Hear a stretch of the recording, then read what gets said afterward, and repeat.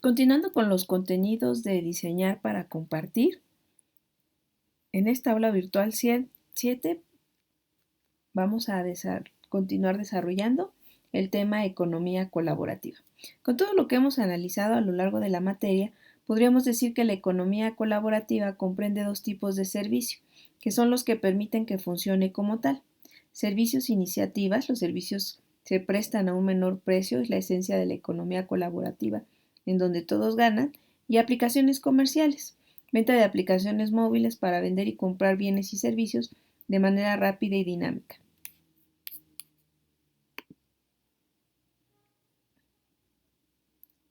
Es así como en los países en desarrollo, las principales barreras de la economía colaborativa son la falta de confianza, las normas, el uso de la tecnología, la falta de bienes y habilidades y finalmente las pocas regulaciones existentes. Sin embargo, la economía colaborativa puede suceder y beneficiar a muchos. Veamos el siguiente video.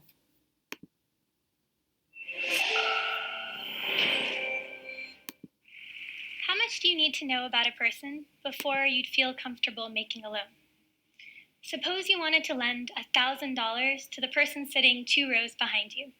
What would you need to know about that person before you'd feel comfortable? My mom came to the US from India in her late 30s. She's a doctor in Brooklyn, and she often lets friends and neighbors come to see her for health services, whether they can pay right away or not. I remember running into her patients with her at the grocery store or on the sidewalk, and sometimes they would come and pay her right on the spot for previous appointments. She would thank them and then ask them about their families and their health. She gave them credit because she trusted them. Most of us are like my mom. We would give credit to someone that we know or that we live next to, but most of us are probably not going to lend to a stranger unless we know a little something about them. Banks, credit card companies, and other financial institutions don't know us on a personal level, but they do have a way of trusting us, and that's through our credit scores. Our credit scores have been created through an aggregation and analysis of our public consumer credit data, and because of them, we have pretty much easy access to all of the goods and services that we need, from getting electricity to buying a home or taking a risk and starting a business. But there are 2.5 billion people around the world that don't have a credit score. That's a third of the world's population. They don't have a score because there are no formal public records on them, no bank accounts, no credit histories, and no social security numbers. And because they don't have a score, they don't have access to the credit or financial products that can improve their lives. They are not trusted. So we wanted to find a way to build trust and to open up financial access for these 2.5 billion. So we created a mobile application that builds credit scores for them using mobile data.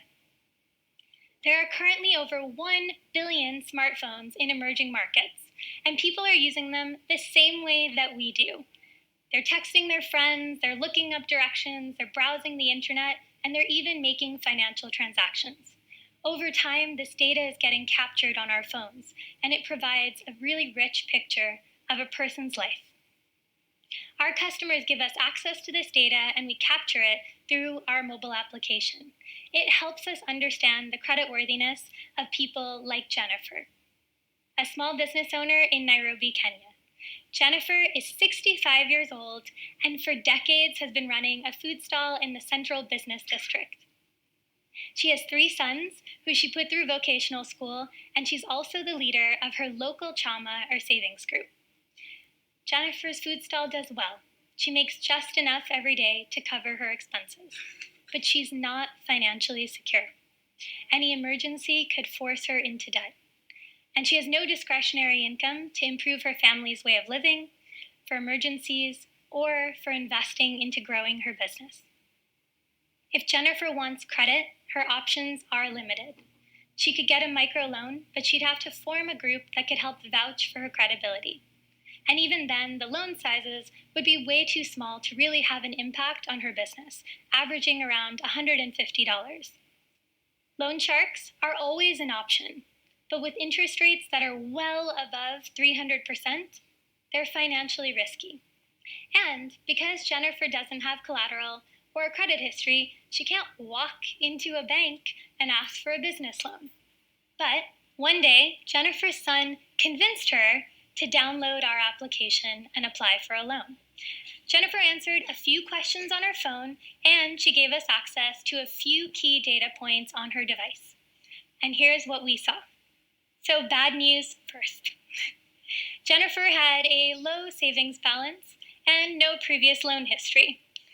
These are factors that would have thrown up a red flag to a traditional bank, but there were other points in her history that showed us a much richer picture of her potential. So for one, we saw that she made regular phone calls to her family in Uganda. Well, it turns out that the data shows a 4% increase in repayment among people who consistently communicate with a few close contacts. We could also see that though she traveled around a lot throughout the day, she actually had pretty regular travel patterns, and she was either at home or at her food stall.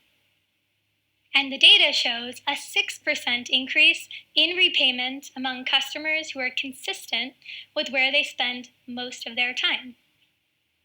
We could also see that she communicated a lot with many different people throughout the day, and that she had a strong support network. Our data shows that people who communicate with more than 58 different contacts tend to be more likely to be good borrowers. In Jennifer's case, she communicated with 89 different individuals, which showed a 9% increase in her repayment. These are just some of the thousands of different data points that we look at to understand a person's creditworthiness. And after analyzing all of these different data points, we took the first risk and gave Jennifer a loan. This is data that would not be found on a paper trail or in any formal financial record, but it proves trust. By looking beyond income, we can see people in emerging markets that may seem risky and unpredictable on the surface are actually willing and have the capacity to repay. Our credit scores have helped us deliver over 200,000 loans in Kenya in just the past year, and our repayment rates are above 90%, which, by the way, is in line with traditional bank repayment rates. With something as simple as a credit score, we're giving people the power to build their own futures. Our customers have used their loans for family expenses, emergencies, travel, and for investing back into growing their businesses. They are now building better economies and communities where more people can succeed. Over the past 2 years of using our product, Jennifer has increased her savings by 60%. She's also started 2 additional food stalls and now making plans for her own restaurant. She's applying for a small business loan from a commercial bank because she now has the credit history to prove she deserves it. I saw Jennifer in Nairobi just last week, and she told me how excited she was to get started. She said, "Only my son believed I could do this. I didn't think this was for me." She's lived her whole life believing that there was a part of the world that was closed off to her. Our job now is to open the world to Jennifer and the billions like her that deserve to be trusted. Thank you.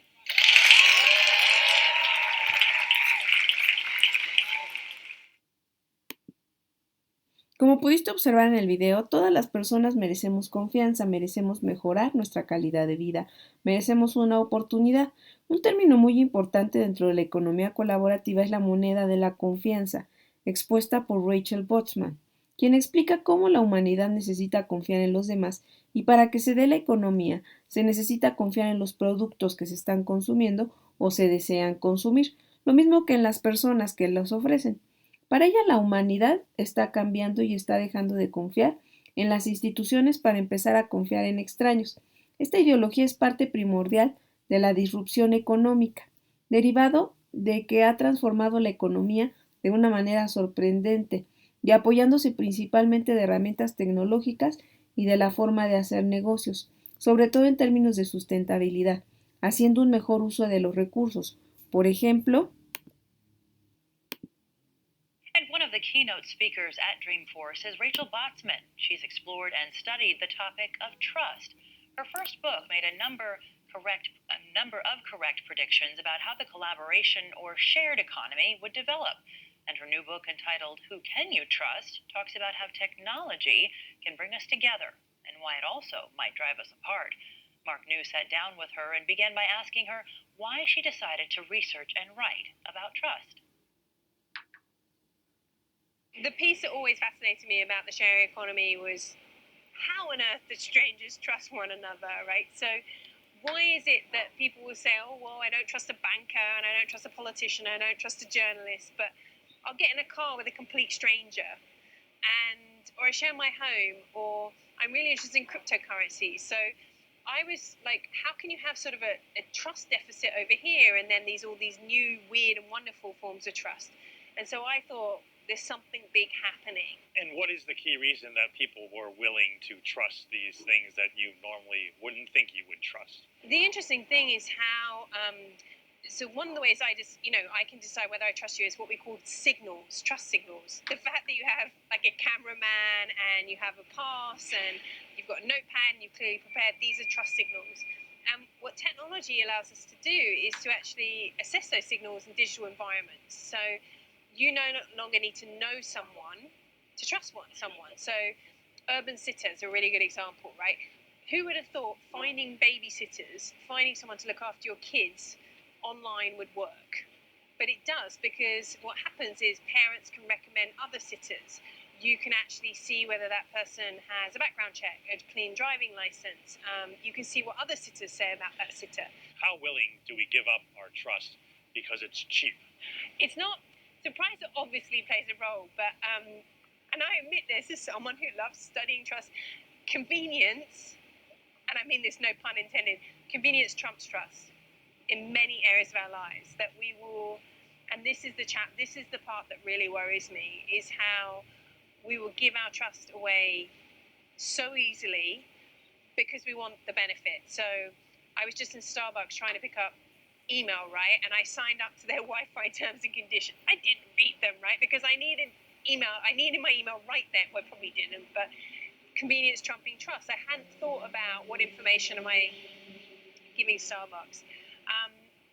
And the other thing that's interesting is why we forgive companies when they break our trust. So Volkswagen, right? Facebook, I think there's a lag that we don't see immediately, that we do see a lack of trust or an erosion of trust, but it might appear later down the time horizon. Your book also talks about why technology might drive us apart. Yeah, I mean, I think there's two things that worries me. Does technology really democratize trust and redistribute power, or do you end up with new centralized or concentrations of power? So does it just reshuffle it, but it doesn't really empower people?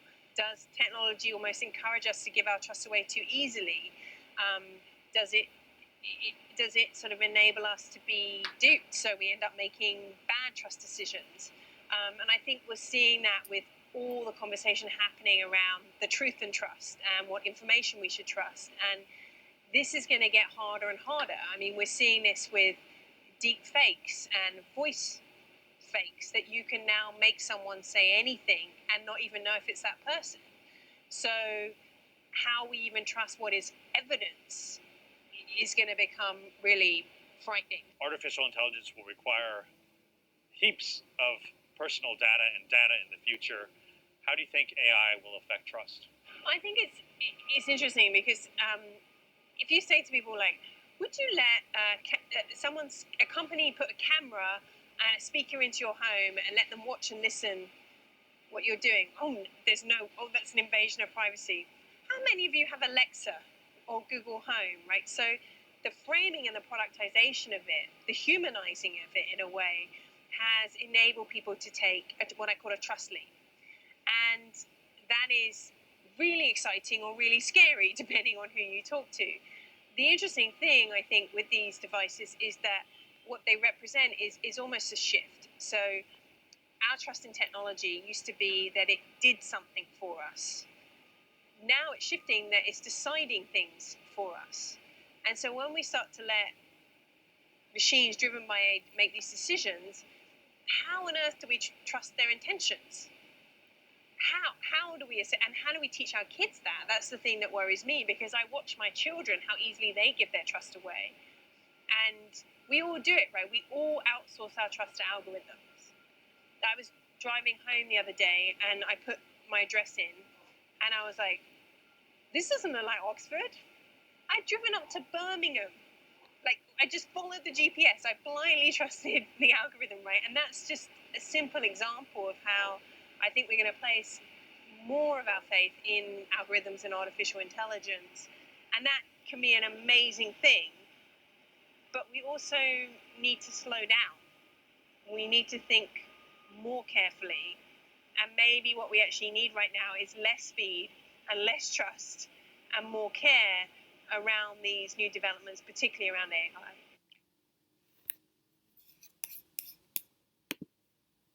Tomar un medicamento pensando que tu salud mejorará requiere confianza. Probar un nuevo producto requiere confianza. Hacer algo diferente al usual requiere confianza. Es así como, de acuerdo a Boltzmann, toda organización tiene estos dos tipos de moneda.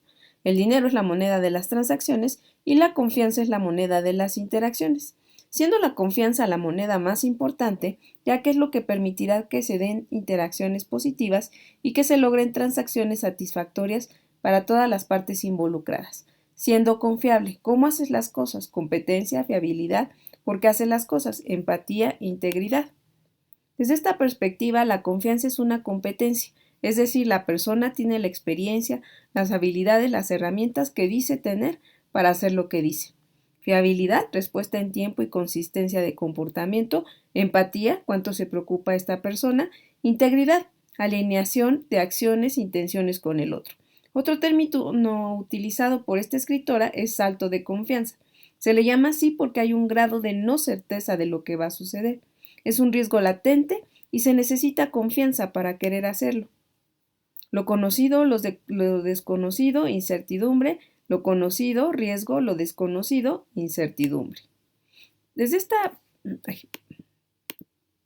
Para Boltzmann, la economía colaborativa tiene estos elementos: valor, escala, confianza.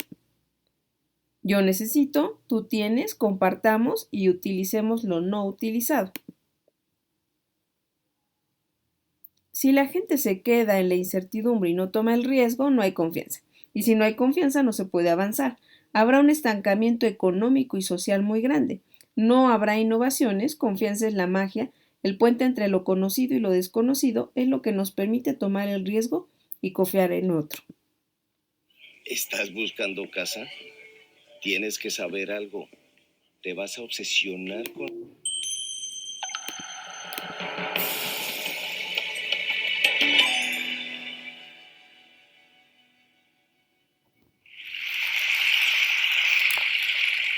Let's talk about trust. We all know trust is fundamental, but when it comes to trusting people, something profound is happening. Please raise your hand if you have ever been a host or a guest on Airbnb. Wow, that's a lot of you. Who owns Bitcoin? Still a lot of you, okay. And please raise your hand if you've ever used Tinder to help you find a mate. This one's really hard to count because you're kind of going like this.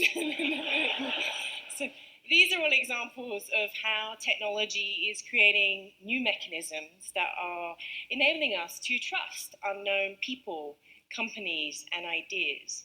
And yet, at the same time, trust in institutions, banks, governments, and even churches is collapsing.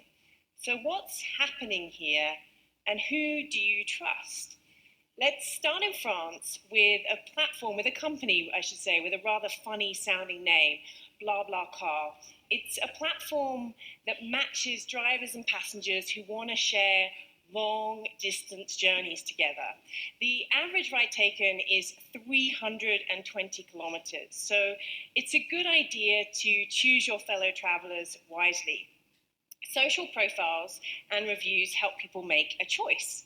You can see if someone's a smoker, you can see what kind of music they like, you can see if they're going to bring their dog along for the ride.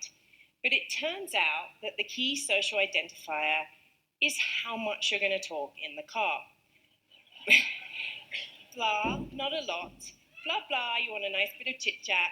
And blah, blah, blah, you're not going to stop talking the entire way from London to Paris.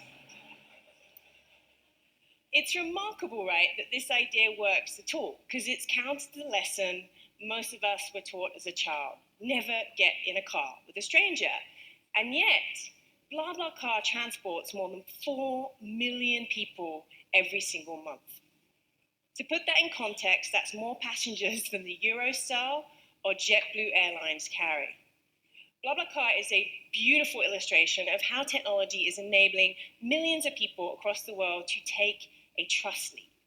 A trust leap happens when we take the risk to do something new or different to the way that we've always done it. Let's try to visualize this together. Okay, I want you to close your eyes. There is a man staring at me with his eyes wide open. I'm on this big red circle I can see, okay? So close your eyes. I'll do it with you. And I want you to imagine there exists a gap between you and something unknown. That unknown can be someone you've just met. It can be a place you've never been to. It can be something you've never tried before. You got it? Okay, you can open your eyes now. For you to leap from a place of certainty, to take a chance on that someone or something unknown, you need a force to pull you over the gap. And that remarkable force is trust.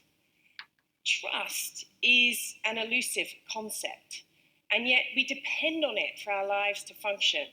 I trust my children when they say they're going to turn the lights out at night. I trusted the pilot who flew me here to keep me safe. It's a word we use a lot without always thinking about what it really means and how it works in different contexts of our lives.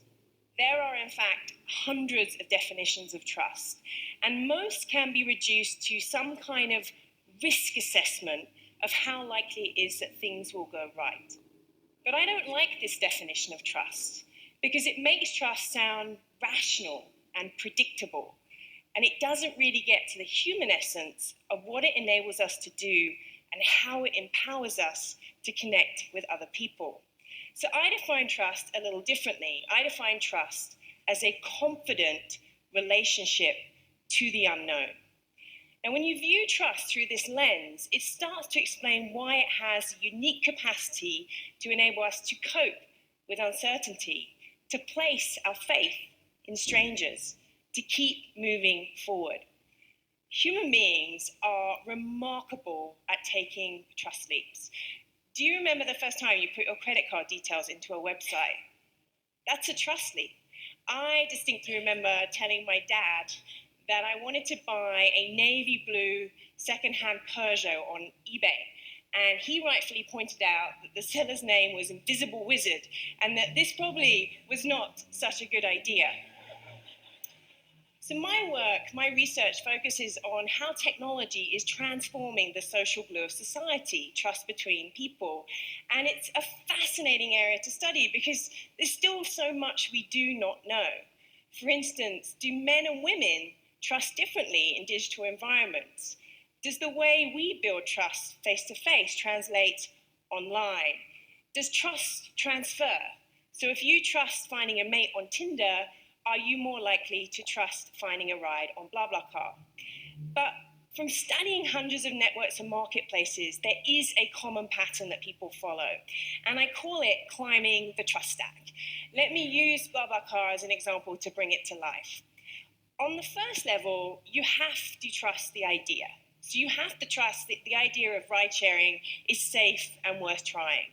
The second level is about having confidence in the platform, that BlaBlaCar will help you if something goes wrong. And the third level is about using little bits of information to decide whether the other person is trustworthy. Now, the first time we climb the trust stack, it feels weird. even risky. But we get to a point where these ideas seem totally normal. Our behaviors transform often relatively quickly.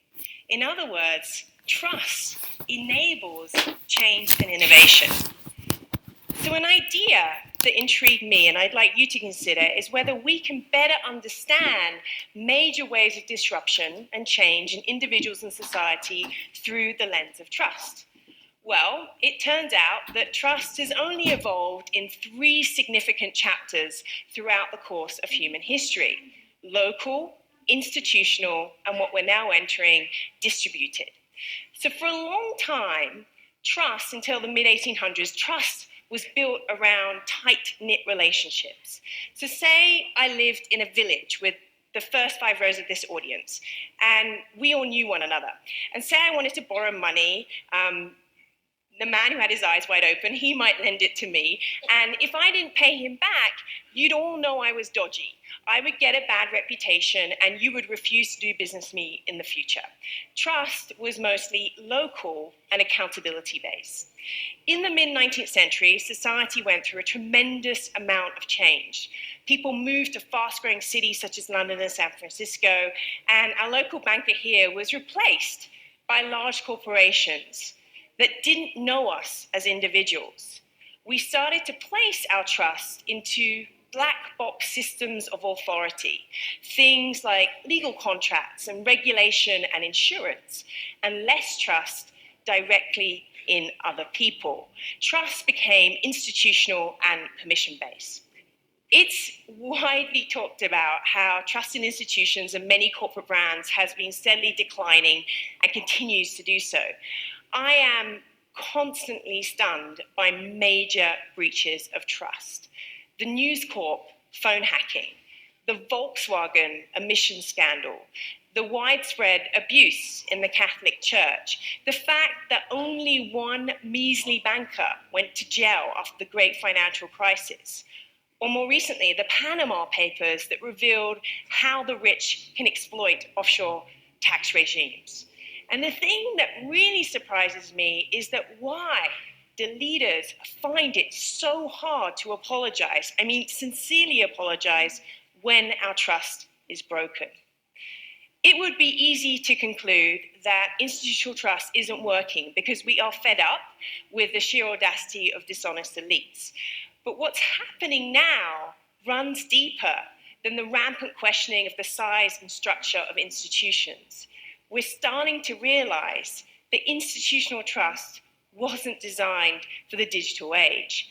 Conventions of how trust is built, managed, lost, and repaired in brands, leaders, and entire systems is being turned upside down. Now, this is exciting, but it's frightening because it forces many of us to have to rethink how trust is built and destroyed with our customers, with our employees, even our loved ones. The other day, I was talking to the CEO of a leading international hotel brand, and it is often the case, we got onto the topic of Airbnb. And he admitted to me that he was perplexed by their success. He was perplexed at how a company that depends on the willingness of strangers to trust one another could work so well across 191 countries. So I said to him that I had a confession to make, and he looked at me a bit strangely, and I said, and I'm sure many of you do this as well, I don't always bother to hang my towels up when I finished in a hotel, but I would never do this as a guest on Airbnb. And the reason why I would never do this as a guest on Airbnb is because guests know that they'll be rated by hosts, and that those ratings are likely to impact their ability to transact in the future. It's a simple illustration of how online trust will change our behaviors in the real world, make us more accountable in ways we cannot yet even imagine. I am not saying we do not need hotels or traditional forms of authority, but what we cannot deny is that the way trust flows through society is changing. And it's creating this big shift away from the 20th century that was defined by institutional trust towards the 21st century that will be fueled by distributed trust. Trust is no longer top down. It's being unbundled and inverted. It's no longer opaque and linear. A new recipe for trust is emerging that once again is distributed amongst people and is accountability based. And this shift is only going to accelerate with the emergence of the blockchain, the innovative ledger technology underpinning Bitcoin. Now, let's be honest, getting our heads around the way blockchain works is mind-blowing.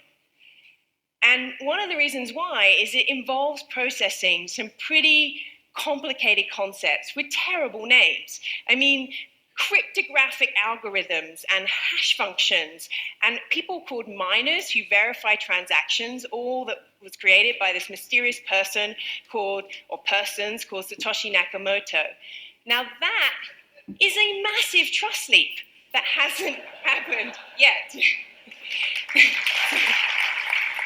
But let's try and imagine this. So The Economist eloquently described the blockchain as the great chain of being sure about things. The easiest way I can describe it is imagine the blocks as spreadsheets, and they are filled with assets. So that could be a property title, it could be a stock trade, it could be a creative asset such as the rights of the song. Every time something moves from one place on the register to somewhere else, that asset transfer is timestamped and publicly recorded on the blockchain. It's that simple, right? So the real implications of the blockchain is that it removes the need for any kind of third party, such as a lawyer or a trusted intermediary, or maybe not, a government intermediary to facilitate the exchange. So if we go back to the trust stack, you still have to trust the idea, you have to trust the platform, but you don't have to trust the other person in the traditional sense. The implications are huge. In the same way the internet blew open the doors to an age of information available to everyone, the blockchain will revolutionize trust on a global scale. Now, I've waited to the end intentionally to mention Uber because I recognize that it is a contentious and widely overused example. But in the context of a new era of trust, it's a great case study. Now, we will see cases of abuse of distributed trust. We've already seen this, and it can go horribly wrong. I am not surprised that we are seeing protests from taxi associations all around the world trying to get governments to ban Uber based on claims that it is unsafe. I happened to be in London the day that these protests took place, and I happened to notice a tweet from Matt Hancock, who is the British Minister for Business, and he wrote, "Does anyone have details of this Uber app everyone is talking about?"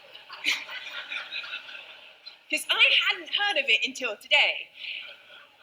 Now, the taxi associations, they legitimized the first layer of the Trust Act. They legitimized the idea that they were trying to eliminate, and sign-ups increased by 850% in 24 hours.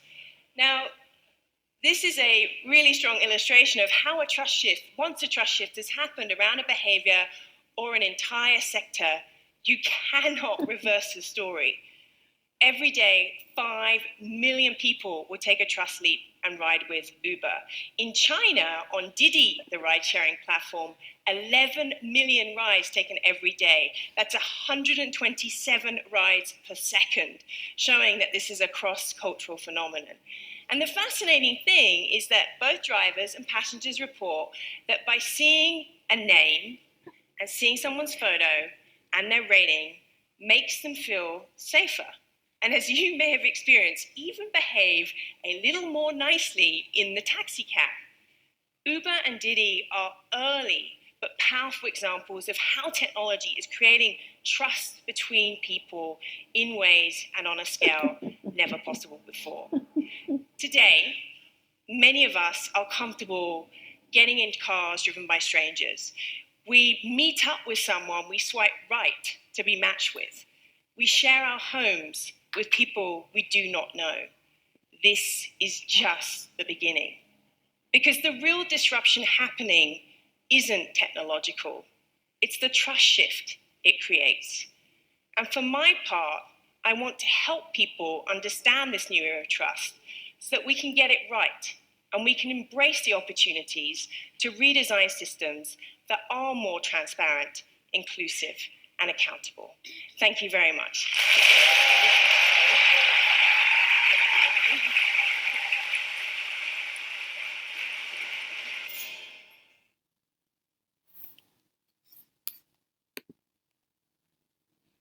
Analiza el anterior video.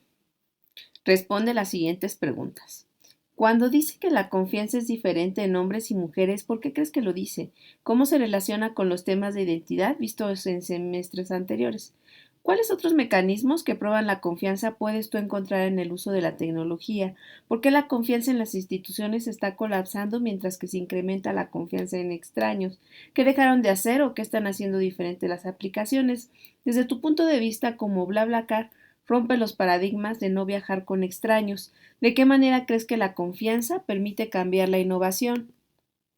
En semestres pasados hablamos de la mala reputación de las empresas por sus reseñas negativas. Retoma esa información y explícanos por qué se vuelve tan relevante para la economía colaborativa una buena reseña en Internet. Explica por qué en este concepto la disrupción no tiene que ver con la tecnología, sino con la confianza. El proyecto Economy Project, un proyecto digital iniciado en 2017 en Reino Unido, que permite aterrizar un poco más los alcances de la economía colaborativa. Este sitio tiene como uno de sus principales objetivos unir grupos, iniciativas, empresas, estilos de vida, etc., para expandir su área de influencia y fomentar la mejora del bienestar y economía local. La economía colaborativa se puede catalogar como un modelo de negocio, ya que permite determinar cómo los recursos y las capacidades se trasladan en valor económico. Échale un vistazo tú mismo a esta página. Hablando de incertidumbre en los negocios, existe una estrategia, blitzscaling, que consiste en una serie de técnicas que permiten tener un crecimiento extremadamente rápido en un ambiente de incertidumbre. Con esta estrategia se busca que las empresas crezcan rápidamente, arrasando con su competencia. El único inconveniente es que deben dejar un poco de lado la eficiencia.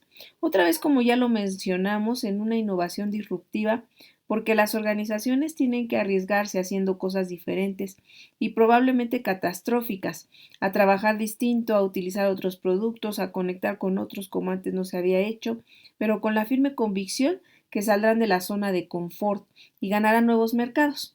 De acuerdo con el autor del libro Blitzscaling, es lo que separa a las startups disruptivas que desaparecen al poco tiempo de las que crecen para convertirse en líderes del mercado y del futuro.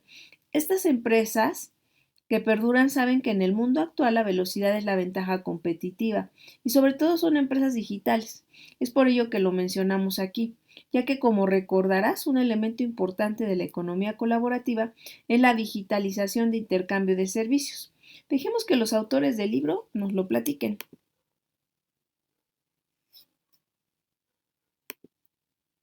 The compact definition of blitzscaling is prioritizing speed over efficiency in an environment of uncertainty. So one would normally kind of say, well, look, it's just moving fast, just hitting the gas pedal. But the actual question is, what are the intelligent ways that you actually spend essentially inefficiently, and I'll say what that is in a moment, and take additional risks in order to reach scale quickly? And there could be a couple of different reasons for seeking scale, although the top one tends to be competitive. Sometimes you have to get to critical mass. Sometimes it's you're worried about competition that isn't there yet but could get there. There's a stack of things that kind of lead to it. They're all in the book. Now, when you're saying inefficient, you say, well, okay, we're going to hire without necessarily understanding what our management structure is. We're going to do so in a fast enough fashion that we may not be actually, in fact, going to say, okay, we hired 10 people, but we now next month need to actually trade 3 of them out because it doesn't really fit. Those are the kinds of things that lead to inefficiency. Or, for example, if you're in Uber, et cetera, we're going to massively subsidize markets in order to grow and attract drivers and whatnot. And then uncertainty is Well, what is your customer acquisition cost? What are your unit economics? Is the competition actually, in fact, as dangerous as you think it is? What is their market size? These are a set of things that generally within a business school or a kind of intelligent business context, usually it's like, oh, you get all those sorted out first, then you intelligently apply capital in order to scale. Part of blitzscaling is, no, actually, in fact, you identify them as a set of possible risk factors, but the overall strategy is such that the bigger risk is not to blitzscale and not to take these as risks then in order to do it. And that's part of what the strategy around blitzscaling and when to blitzscale plays.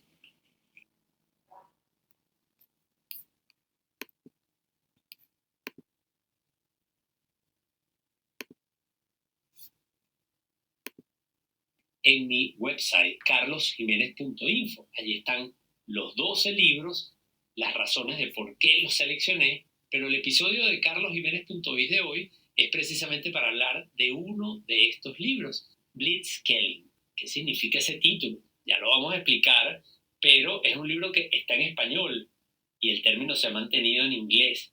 Así que ya nos está diciendo que este es un término que es difícil de traducir, pero ya les voy a explicar de qué trata. Y es un libro cuyo título nos dice más de qué trata. La guía para escalar empresas rápidamente. Es un libro escrito por Reid Hoffman, cofundador de LinkedIn, pero una persona que ha estado muy vinculada a el emprendimiento en Silicon Valley, no solamente por LinkedIn, sino de otras empresas emblemáticas como PayPal, y que además es profesor en Stanford, en un podcast que habla de escalamiento en los negocios y que además ha escrito varios libros. Este particularmente, que estamos comentando hoy, es uno de los 3 libros que ha escrito sobre este tema, que trata de el crecimiento exponencial en los negocios. Así que debo empezar por decir que es un libro que disfruté muchísimo, porque a pesar de que está referido a ese crecimiento exponencial de los negocios digitales, es un libro que nos deja muchas lecciones para las empresas. El mismo autor dice algo muy interesante cuando está conversando acerca de este tema y de la aplicabilidad que puede tener en negocios que están en la economía tradicional, es decir, empresas que no son empresas de tecnología. Y él cita a Mark Anderson con una frase muy interesante que seguramente tú has escuchado, que dice que el software se está comiendo al mundo. Y lo que quiere decir esta frase es que incluso las industrias que están en sectores tradicionales, que venden productos físicos, que no están necesariamente en plataformas digitales o que son negocios basados en las plataformas digitales, de alguna manera están incorporando el software, de alguna manera están afectadas por esa economía de las plataformas. Así que es muy difícil hoy día pensar en algún negocio que no esté impactado por la economía digital. Así que este libro, a pesar de que hace referencia a el escalamiento de negocios digitales, definitivamente aplica a muchas empresas de la economía tradicional. Pero vamos a empezar entonces por decir qué es esto del blitzscaling. ¿Qué significa blitz? ¿O qué significa blitzscaling? Y allí quiero comentarte que ese es un término que se populariza en el siglo XX y la palabra particularmente blitz es una forma de describir un esfuerzo total y repentino. Y de hecho es un término que se popularizó en la Segunda Guerra Mundial. Yo de hecho cuando estaba leyendo el libro estaba viendo una serie en Netflix acerca de la Segunda Guerra Mundial, que es un tema que me apasiona, que he leído mucho acerca de esta guerra. Y cuando empieza la Segunda Guerra Mundial y este ejército alemán se embarca en esa locura de invadir Europa, comienza con una guerra muy rápida, comienza con un ataque que sorprende al enemigo. Y de hecho fue llamada la guerra relámpago, un término en inglés que era blitzkrieg, que era una estrategia militar que empleó el general Heinz Guderian para básicamente atacar de una manera súbita al enemigo. Y de hecho tuvo mucho éxito en esa primera incursión y lo pude ver en esa serie que además les recomiendo en Netflix. Claro, hoy vamos a hablar es de negocios, porque de eso es que hablamos en carlosjimenez.biz, de tendencias, de marketing, de negocios. Y en el mundo de los negocios, este término de blitzscaling, que además es el que utiliza Reid Hoffman para intitular su obra, se refiere a un conjunto de estrategias y tácticas específicas que permiten a las empresas alcanzar una escala inmensa, además a una velocidad increíble. Fíjense que estamos hablando entonces aquí de dos palabras clave: tamaño, y eso tiene que ver con el scaling, con el escalamiento, con lograr un tamaño importante en ese mercado, pero con la velocidad, que es la que hereda de ese término blitz al que hacía referencia. Así que el blitzscaling impulsa el crecimiento relámpago de la compañía y prioriza la velocidad sobre la eficiencia. Vamos a hablar un poco más de eso a lo largo de este episodio, pero ya por lo menos sabemos este libro, ese título que se mantiene, que a pesar de que está ya disponible en español, ¿de qué trata? Blitzscaling. Se trata entonces de tácticas, estrategias de negocios que permiten a las empresas alcanzar una escala inmensa a una velocidad increíble. Les voy a poner un ejemplo que cita el propio Hoffman en su libro, y nada más y nada menos trata sobre Amazon, y dice que Amazon Books en 1996, a pocos años de su fundación, tenía 151 empleados y generaba ingresos de 5 millones de dólares en el año 1996.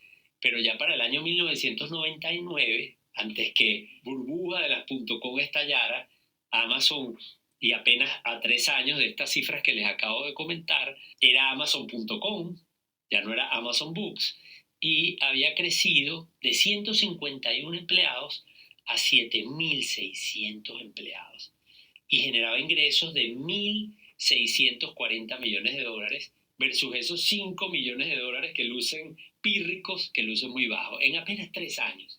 Eso es blitzscaling, una empresa que en 3 años pasó de 151 empleados a 7.600 y que multiplicó sus ventas de 5 millones a 1.640 millones. Es decir, incrementó 50 veces su personal y 322 veces las ventas. Bueno, eso suena muy bonito, ¿verdad? Quizás muchos de nosotros cuando escuchamos esas cifras nos emocionamos, queremos lograr esos resultados. Bueno, el blitzscaling no es para todos y además ese blitzscaling impone importantes retos, y eso es lo que hace Hoffman en el libro, hablar del blitzscaling, en qué consiste ese blitzscaling, cuáles son los retos, los problemas y cómo una empresa que quiera implementar esa estrategia lo puede hacer.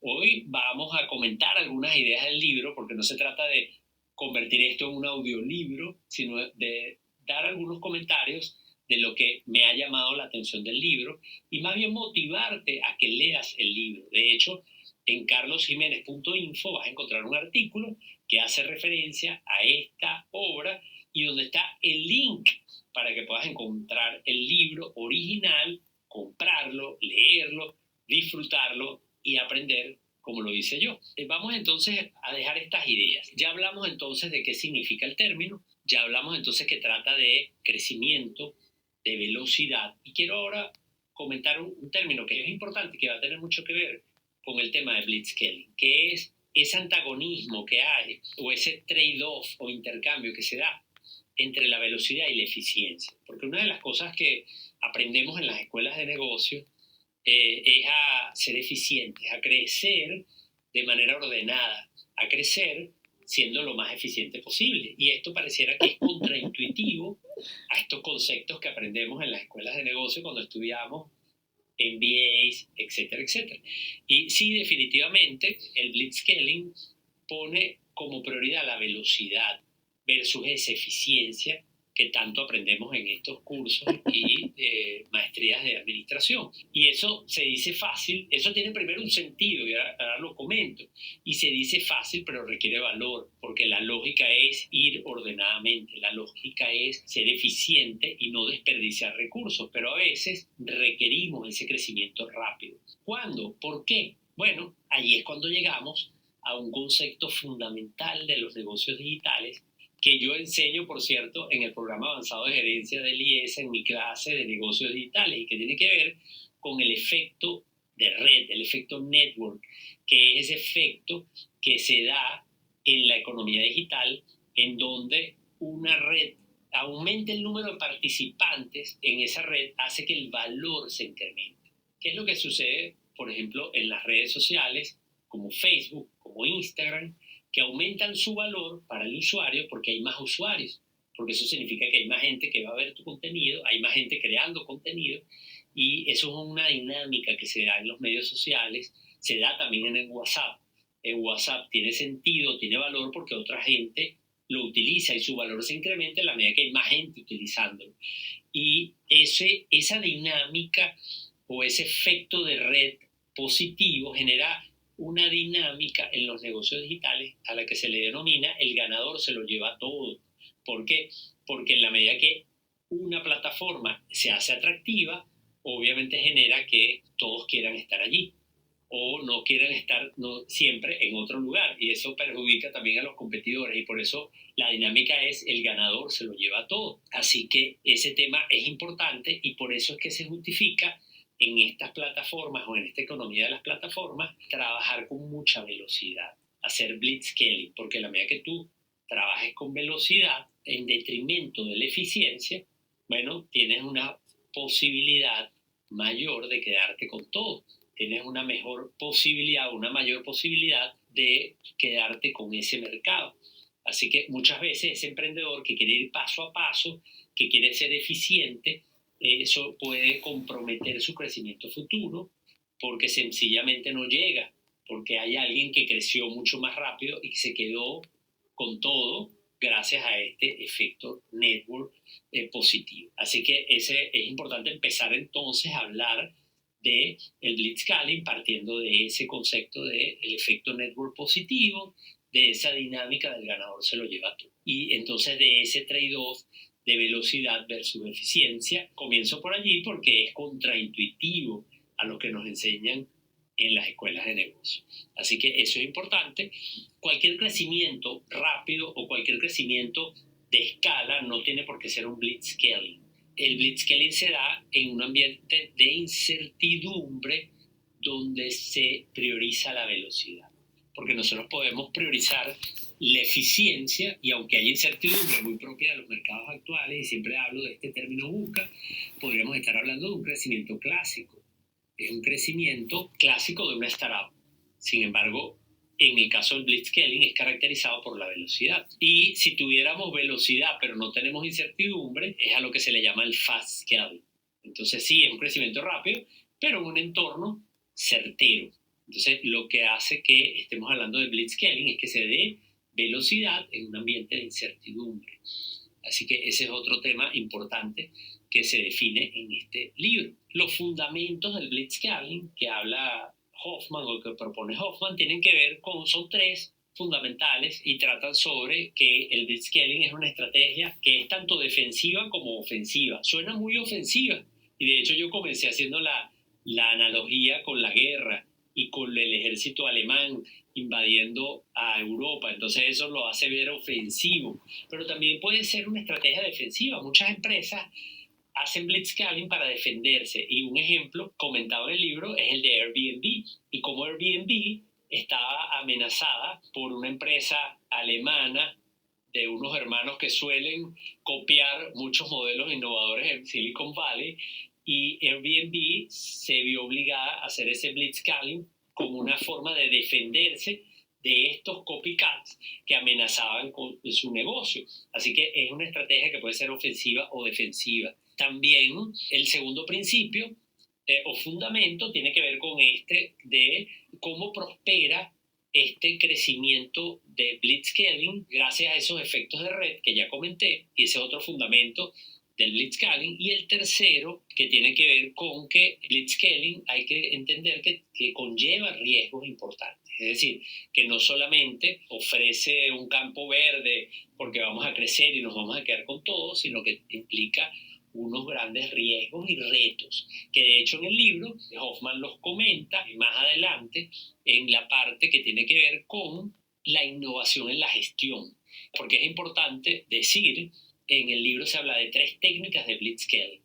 La primera, que tiene que ver con la innovación en el modelo de negocios, que es algo de lo que yo hablo muchísimo y que también comparto en mis clases de negocios digitales en el programa avanzado de gerencia del IES. Y la innovación en el modelo de negocio, la importancia que tiene esto. Muchas veces asociamos la innovación a productos, a servicios. Sin embargo, olvidamos que la innovación puede conllevar también innovación en el modelo de negocio, que fue lo que hicieron no solamente empresas digitales como Google, como Amazon.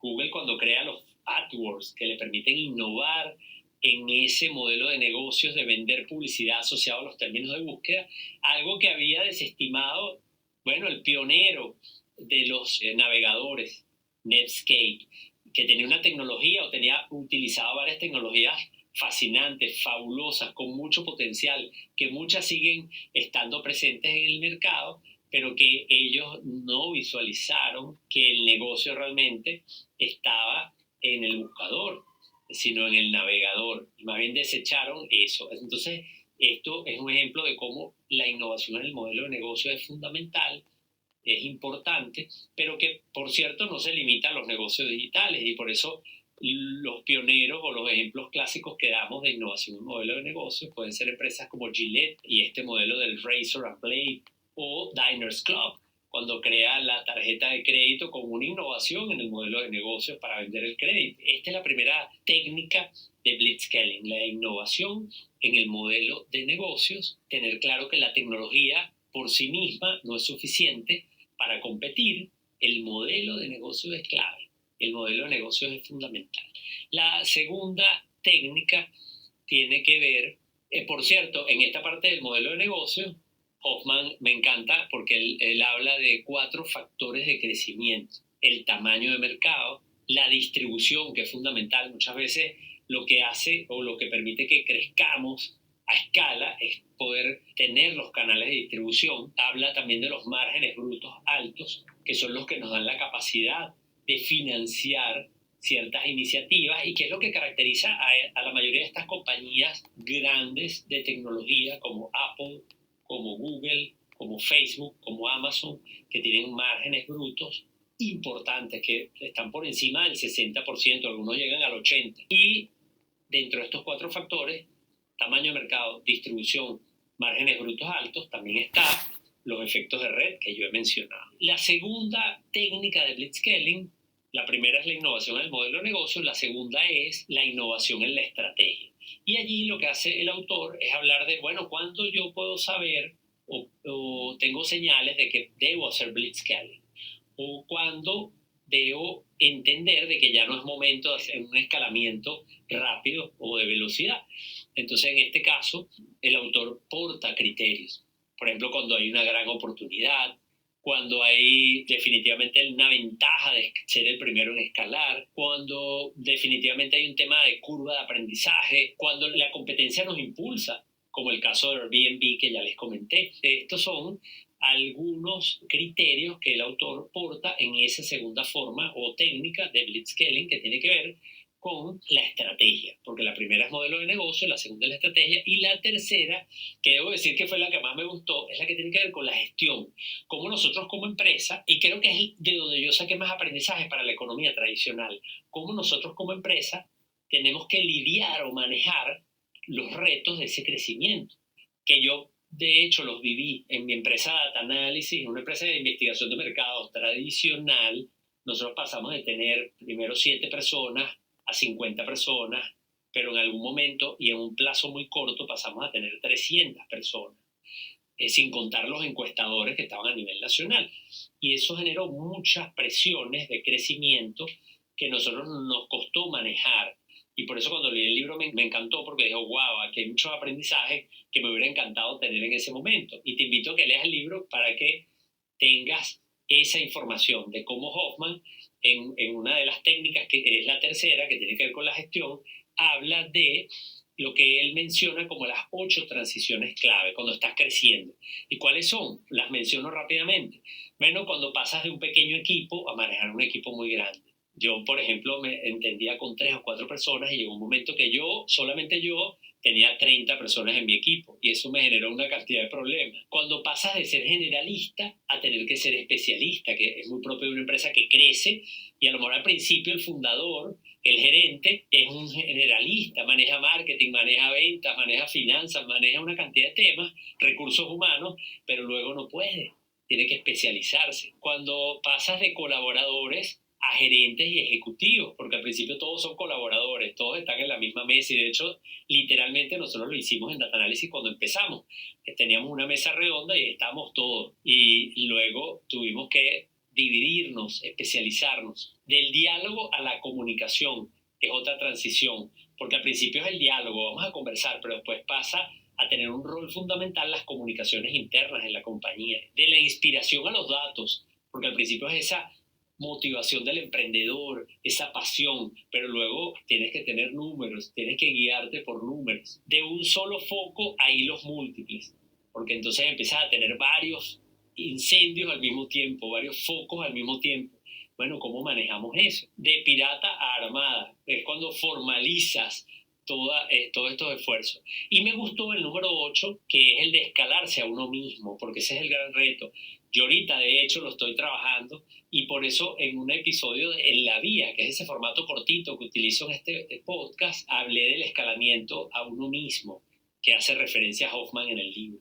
Porque a veces es cómo yo me escalo, cómo yo me centro en lo que es realmente importante y que lo comparto contigo que me estás escuchando, que me estás viendo en este video, es uno de los grandes retos que estoy enfrentando. Cómo yo soy capaz de centrarme en lo que realmente es importante y puedo entonces escalar mi capacidad de hacer más cosas, mi capacidad de centrarme en lo que realmente es relevante. Así que eso es algo fascinante que Hoffman comenta en la tercera técnica de Blitzscaling y que si eres alguien que me estás escuchando que está en la economía tradicional, aunque el software se lo está comiendo todo y todos de alguna manera estamos influenciados por la tecnología, pero si estás en un sector que está más en la venta de productos y servicios físicos que de bits y bytes, entonces te invito a que leas esa tercera técnica particularmente porque de allí vas a derivar grandes aprendizajes para tu negocio. Luego él habla de 9 reglas del Blitzscaling, que esas las voy a dejar para el resumen, que te invito a que leas en mi website carlosjimenez.biz y además para que te leas el libro, este libro fascinante que forma parte de estos 12 libros que leeré en el 2022 y que ya lo leí y que por eso hoy lo comparto contigo en este episodio de carlosjimenez.biz.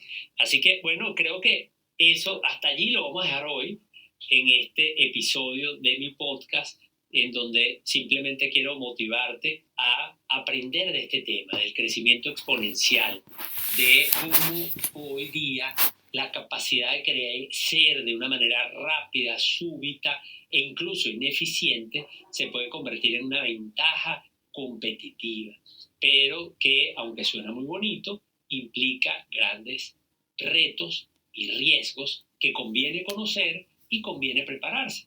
Así que espero que esto te motive a aprender más del tema y que puedes empezar leyendo este libro, pero también leyendo algunos de los artículos y contenidos que yo he generado acerca de la economía de las plataformas, acerca del efecto network y de todos estos conceptos vinculados a la economía digital y los negocios en Internet. Nos escuchamos en un próximo episodio de Punto Is. No te olvides de suscribirte a mi podcast en la plataforma de tu preferencia. Puede ser Apple Podcasts, Spotify, Stitcher, Google Podcasts. Hay muchas. Así que la que más te guste, suscríbete para que te lleguen las notificaciones, puedas descargar los episodios de Punto Is y escucharlos a tu conveniencia. Y si me estás escuchando o viendo a través de YouTube, es muy sencillo, suscríbete a mi canal de YouTube, pero sobre todo en cualquiera de las plataformas que estés utilizando y esté llegándote este contenido,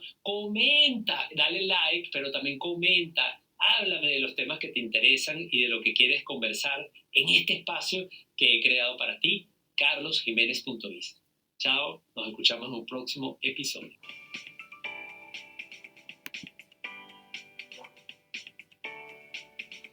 Tres principales técnicas para el blitzscaling. Técnica 1. Innovación del modelo de negocio. Como lo vimos en el semestre pasado, un modelo de innovación es básico para poder permanecer en el largo plazo. Técnica 2. Innovación de las estrategias. Esto se complementa con el modelo de innovación, ya que la innovación en sí misma permite incrementar el valor, ser una ventaja competitiva y permanecer y disrumpir el mercado. Por eso es importante que sepas qué quieres hacer y qué no quieres hacer para lograr este posicionamiento en el mercado. Por ejemplo, una de las estrategias de Amazon ha sido en la logística de su cadena de suministro, para poder ofrecer entregas inmediatas o en domingo y hasta las 10 de la noche. Técnica 3. Innovación en la gestión. Significa disrumpir en este esquema y no detallar demasiado en cumplir los estándares. Por ejemplo, no contratar a los mejores, contratar gente suficientemente buena, lanzar productos aun cuando no están perfectos, dejar que los clientes se quejen y sí suena disparado, agresivo, tal vez, pero es una forma probada de lograr un crecimiento exponencial en poco tiempo. Aplicaciones prácticas de la economía colaborativa. En el siguiente video recordaremos qué es la economía colaborativa y cómo funciona.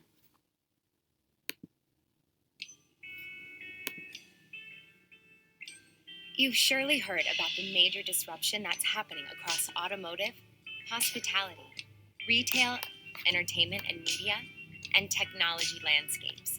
It goes by many names: collaborative consumption, access over ownership, the on-demand or peer-to-peer economy, and most commonly, the sharing economy. Whatever the label, it's a booming business. Already, the so-called sharing economy is upending business models across the globe, driving companies and consumers to rethink the use of underutilized assets. Uber operates in 250 cities worldwide. Airbnb has listings in more than 190 countries. Spotify pipes music to nearly 40 million users globally. Our survey showed that 44% of U.S. adults are familiar with the sharing economy. And the more familiar they are with these services, the more excited they feel. Nearly 1 in 5 adults say they have participated in the sharing economy as a consumer. 7% say they have participated as a provider.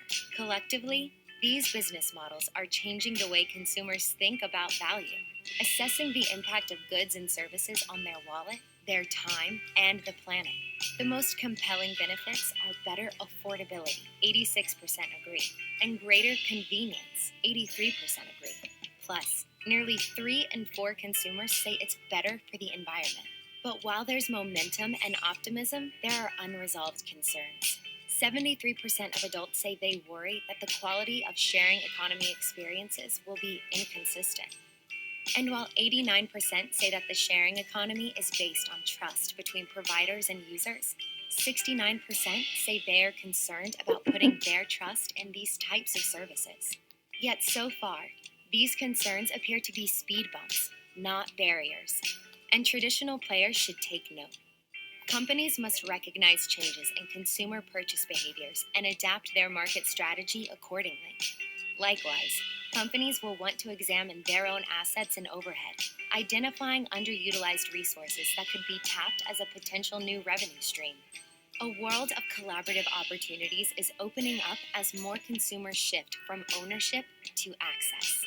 The question is, who will capitalize most effectively?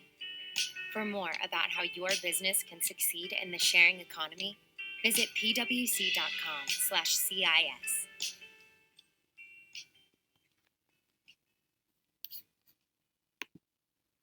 Como ves, la economía colaborativa existe en todos lados.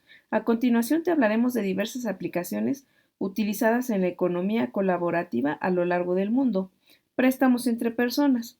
Como vimos en un video anterior, a veces los bancos no realizan préstamos a personas que no cuentan con un historial crediticio. Así que para cubrir esta necesidad surgieron las inversiones y préstamos entre personas. Este esquema permite que a través de plataformas peer-to-peer se realicen préstamos entre particulares, cobrando intereses menores a los de un banco. Crowdfunding. Al igual que los préstamos entre pares, el crowdfunding conecta a las personas que necesitan dinero con quienes están dispuestos a proporcionarlo. Sin embargo, en este escenario no es necesario que se devuelvan los fondos. porque aplica como donaciones o proyectos de ayuda, principalmente de grupos vulnerables o patrocinadores de proyectos de negocio. Renta de casas y couchsurfing. Estas plataformas conectan a los dueños de viviendas con personas que necesitan un lugar donde hospedarse cuando viajan. Los anfitriones establecen costo y fechas disponibles para la estancia, que generalmente es cuando no están usando el inmueble. A su vez, los visitantes buscan hospedaje que se adapte a sus necesidades de presupuesto y preferencias. Compartir autos o traslados, acceso a un automóvil sin tener que pagar costos de largo plazo como el mantenimiento o el seguro. Dependiendo de la ubicación, los viajes pueden costar la mitad del monto de un viaje en taxi idéntico o sencillamente rentar un auto. De hecho, Uber, quien entra en parte de esta categoría, emplea a personas con discapacidad sordomudas, lo cual hace un negocio inclusivo, como ya lo vimos en la materia anterior. Coworking tiene como objetivo poder compartir el costo de la renta de la oficina, los servicios públicos, el almacenamiento, bodegas, el correo y los suministros de oficina con otras personas. Es útil para trabajadores independientes o microempresarios que no tienen grandes inventarios o que requieren mucho espacio de almacenamiento ni tanto dinero para invertir en rentas, reventa o intercambio. Plataformas dedicadas a la venta de productos de segunda mano o al intercambio de bienes nuevos o usados. Compartir talento y conocimiento. En estas plataformas se administran los conocimientos o habilidades que las personas no utilizan en su trabajo diario. La economía colaborativa permite la creación de estos mercados de talentos, que se ha vuelto una forma de empleo mucho más atractiva por la flexibilidad y la reducción del estrés.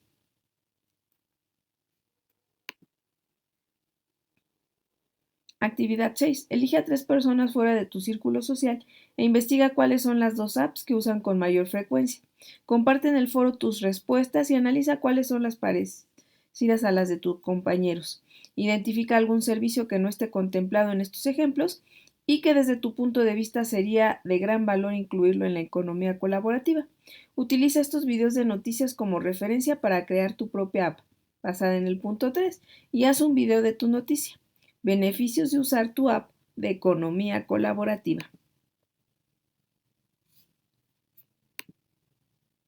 We're looking at our Lendery, which is our library of things. We're very excited to announce the launch today. So our Lendery is where you can borrow a wide variety of items that you want to use, but that you don't necessarily want to buy and keep in your home. The Lendery works exactly like the library. So basically, as long as you have a library card, you can come on in here and check out all of the items that they have for you to borrow. You can check out things like a waffle maker and even tools and sporting goods for up to 1 week. Help them save money, save space, and really work to be sustainable as well. There are currently about 50 items up for lending at the Milliken Mills branch of Markham Public Library. It's a first-of-its-kind idea inside a library in the GTA, and the hope is that it appeals to everyone, from millennials who have already embraced sharing economy to seniors who may not want to invest money in purchasing these types of items. Shared economy, I think, is growing for a number of reasons. It's also a recognition that there's been a bit of a lost art of do it yourself and repair your own things. And I think that's coming back. But again, this is possible without having to go out and make that capital investment for some of these tools, sporting equipment, camping gear, whatever it might be. And it's one of the fastest growing areas of our economy. But a sharing economy can have an effect on area businesses. But the mayor says in this case, he can see lending leading to helping the local economy. Because people will get a chance to try something. They may take on something in their life they've never done before, and that'll spur the need to purchase other items.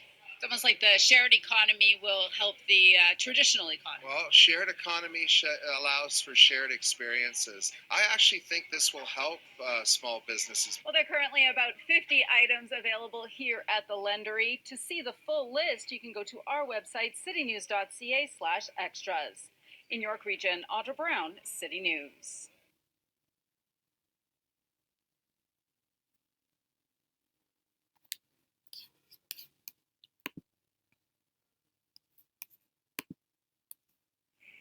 ¿Estás buscando casa? Tienes que saber algo. La vas a encontrar. Calma. Tu casa está en Inmuebles 24. ¡Inmuebles 24! eBay, Craigslist, Airbnb. If you have heard any of these names, you are probably already exposed to the so-called sharing economy. The peer-to-peer marketplace is a fast-growing trend in which people essentially rent assets from others rather than owning them. And our Kim Ji-yeon reports on what the sharing economy looks like here in Korea. Green Car is a car-sharing service founded in 2011 that makes it easier for people to lend out cars at low prices. It's one of the most prominent examples of the sharing economy in Korea, in which people become more like users than owners of assets. Around 240,000 people have used this service so far. All it takes is a few taps on a smartphone application. It's really easy to use this car sharing service. It's only $3 for using this Avante model for 30 minutes. Users are instantly updated on what kind of vehicles are available in one of the so-called green zones, locations where people can pick up and drop off their vehicles after they're done using them. There are 700 green zones throughout the country, and so it takes just 10 minutes by foot on average to reach one. Green Car Marketing and Communications Director Yang Song-shik says that technological developments have allowed the convergence of the appropriate hardware and software, providing the best platform for the car-sharing service. The technological advances make it easier for us to operate as platform providers for vehicles. GPS allows us to track where the vehicles are and who's using them, and through the smartphone application, users can easily lock and unlock the cars they wish to use. Companies like Green Car are using the sharing economy to find ways to utilize idle assets and providing a platform to make them more resourceful. Kim Ji-yeon, Arirang News.